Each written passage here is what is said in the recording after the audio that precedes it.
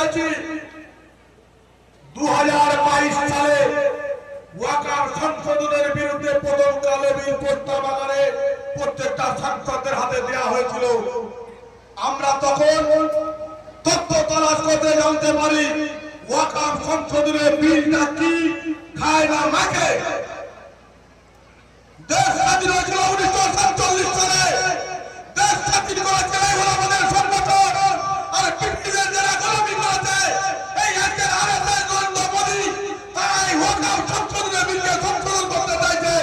আমি ওই বন্ধুদেরকে বলতে চাচ্ছি, তোমরা ব্রিটিশদের গোলামি করেছো, আর আমরা ব্রিটিশদেরকে এই দেশ থেকে তাড়িয়েছি। এই দেশ আমাদের, এই দেশ রক্ষা করবো আমরা। এই ওয়াকফ সংশোধনের বিল প্রত্যাহার করার জন্য প্রয়োজনে যদি আমাদের রক্ত দিতে হয় গুলি কেন্দ্র আমরা করবো ইনশাআল্লাহ। এই ছিল আমাদের করবে ইনশাআল্লাহ। আরো একটা বলে রাখি, এই পশ্চিমবঙ্গে শিশির বাবুর শান্তির ছেলেটা স্মরণ করে দিয়ে যায়, স্লোগান তুলেছে হিন্দু হিন্দু ভাই ভাই। মনে রেখো শান্তির ছেলে, সাবধান, সতর্ক করে দিতে চাচ্ছি, এই রাজ্যটা তোমার বাপের নয়, এই দেশটা তোমার বাপের নয়। তুমি এবং তোমার বাপ ব্রিটিশদের গোলামি করেছো। এই দেশ তিল তিল করে স্বাধীন করেছে ওলামাদের দাবলতে। এই দেশ স্বাধীন করার জন্য যার রক্ত দিয়েছে এই জাতি, এই মুসলমানের জাতির অবদানে এই দেশ স্বাধীন হয়েছে। তুমি কে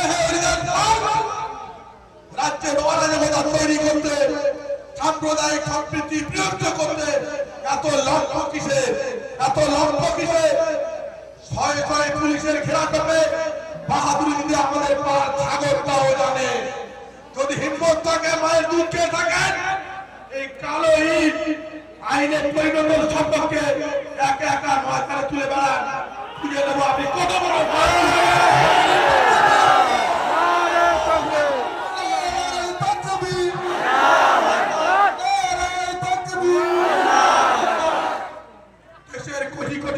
সম্পত্তি, মুসলমানদের জাতীয় সম্পত্তি। ওয়াকফ সম্পত্তি মুসলমানদের, ওয়াকফ সম্পত্তি দানকৃত আল্লাহর নামে দেয়া হলো ওয়াকফ সম্পত্তি।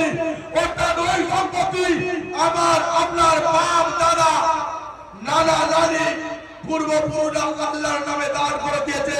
তুমি আরএসএস নরেন্দ্র মোদী, তুমি তখন জন্ম হয়নি। দেশ স্বাধীনতা 1947 সালে, তারপরে 1957 সালে ওয়াকফ সংশোধনী বিল আইনি স্বীকৃতি দেওয়া হয়েছে দেশের আইনে। তখন পার্লামেন্টের সরকার, জাতীয় কংগ্রেসের সরকার। তারপরে মুসলমানদের দেওয়া ওয়াকফ সম্পত্তি তোমরা সংশোধন করতে চাইছো। সংশোধন করার প্রয়োজন কাদের? সম্পত্তি মুসলমানদের। মুসলমানরা যদি দাবি করে এই সম্পত্তি আমাদের সংশোধন করার প্রয়োজন আছে, তারপরে ওরা সংশোধন হবে। আমরা জানি কেন আপনি সংশোধন করতে চাইছে, এটা আমার আপনাদের বোঝার কোন অপকার রাখে না। বর্তমান ভারতবর্ষে 9 লক্ষ একর ওয়াকফ সম্পত্তি রয়েছে। এই 9 লক্ষ ওয়াকফ সম্পত্তি যার মূল্য, এরকম আরো একটা ভারতবর্ষ কিনে নেওয়া যাবে।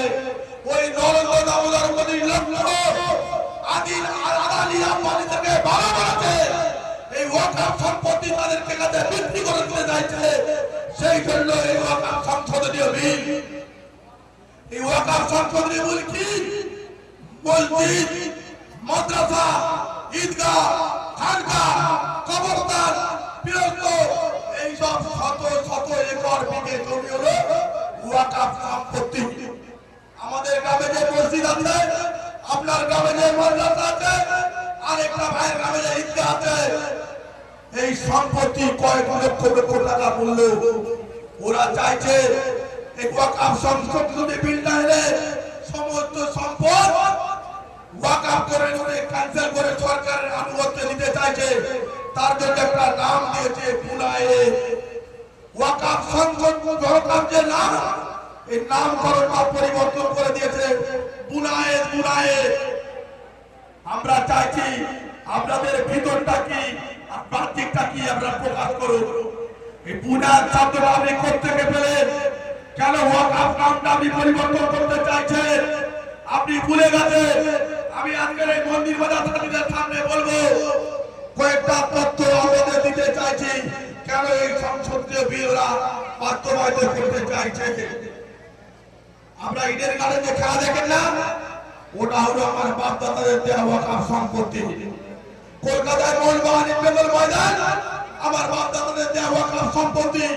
কলকাতার শিয়ালদাতে রেল স্টেশন আমার বাপ দাদার দেওয়া সম্পত্তি। কলকাতায় যে ধর্মতলা বড় বড় ময়দান ওগুলো ওয়াকফ সম্পত্তি। এতগুলো মূল্যবান সম্পত্তি যদি আদানি আম্বানিদের দিয়ে দেয়, এই সরকার কয়েক লক্ষ কোটি কোটি টাকা উপার্জন করবে। দেশ তো বিক্রি করে দিয়েছে, টার্গেট দিয়েছে মুসলমানদের সম্পত্তি বিক্রি করা। সেই জন্য আজ থেকে বাড়িতে গিয়ে পাড়ায় পাড়ায় আওয়াজ তুলুন, কালো বিল পুড়িয়ে ফেলুন। পাড়ায় পাড়ায় আওয়াজ তুলুন, পাড়ায় পাড়ায় আওয়াজ তুলুন। প্রিয় ভাই আমার, বর্তমান পশ্চিমবঙ্গে নয়, ভারতবর্ষের মুসলমান জাতি আমাদের বুকটা চলছে, মাথার মনিটা কটকট করে কামড়াচ্ছে। আমরা বলছি লক্ষ লক্ষ মুসলমান শহীদ হবে, কিন্তু ওয়াকফ সংশোধনের বিলের গায়ে হাত দিলে তোমার কালো হাত ভেঙে দেব, উঠিয়ে দেব। সাবধান জনগণকে বলছি, সাবধান। ওয়াকফ সংশোধনী বিলের বিরুদ্ধে আমরা পক্ষে যদি হাত বাড়ান, আপনাদের হাত ভেঙে খান খান করে দেব। সেই সঙ্গে সঙ্গে আরেকটা কথা জানি নাকি, গত এক সপ্তাহ ধরে আমরা এই এলাকায় মেহনত করার জন্য আমার গলার কন্ডিশন করতে ভালো না, কথা বলতে চাইছিলাম না, কিন্তু আপনাদের উপস্থিতি সর্বাঙ্গীন সহযোগিতা আমার আজকের মনটা অনেক বড় ভরে গেছে। আমার মন ভরালে আপনাদের হবে না। আমার আল্লাহ সুবহানাহু ওয়া তাআলা প্রিয় রাসূল হযরত মুহাম্মদ সাল্লাল্লাহু আলাইহি ওয়াসাল্লামের প্রেরিত আমরা যে আইন পেয়েছি, সংশোধনী ওয়াকফ পেয়েছি, এইটা আমাদের রোধ করতেই হবে। সেই জন্য আগামীকাল কলকাতায় রাজ্য জমির ডাক দিয়েছে, কলকাতা এই সমাবেশটা উপরে ফেলতে হবে, কলকাতা রাজধানী দগ্ধ করতে হবে। তারপর আগামী দিন লাগাতার আন্দোলন কর্মসূচি ঘোষণা হবে। গোটা ভারতবর্ষ একসঙ্গে একই পদে একই আওয়াজ তুলে আমরা এই আন্দোলন তৈরি করব। আপনাদের সম্পূর্ণ সহযোগিতা করুন। কিন্তু আমার একটা জিনিস খুব জানতে ইচ্ছে করছে, আপনারা যারা এখানে উপস্থিত আছেন, ওয়াকফ সংশোধনী বিল প্রত্যাহারের পক্ষে কারা?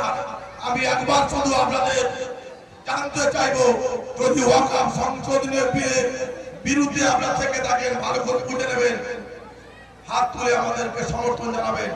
আর যদি ওয়াকফ বিল আপনারা মানতে চান, তাহলে আপনারা বড় হাত তুলবেন। আমি বলতে চাচ্ছি, ভাইদেরকে বলবো, ওয়াকফ সংশোধনী কালো বিলের বিরুদ্ধে যারা কেমন হাত তুলবেন, ইনশাআল্লাহ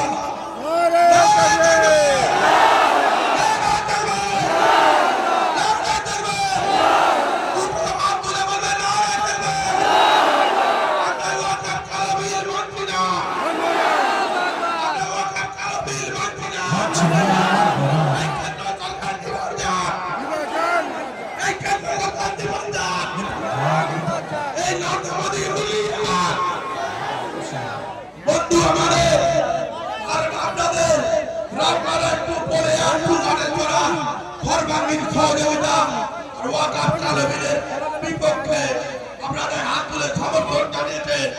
এই জন্য সবাইকে অভিনন্দন জানাচ্ছি। এরপরে আমাদের রাজ্যের মাথার মুকুটের পা আপনাদের সামনে কিন্তু গুরুত্বপূর্ণ কথা বলবে। আমার গলার কন্ডিশন ভালো নয়, অনেক কথা বলার ছিল। নিশ্চিত আপনারা আজকে যেভাবে আমাদেরকে সহযোগিতা করেছেন, আগামী দিন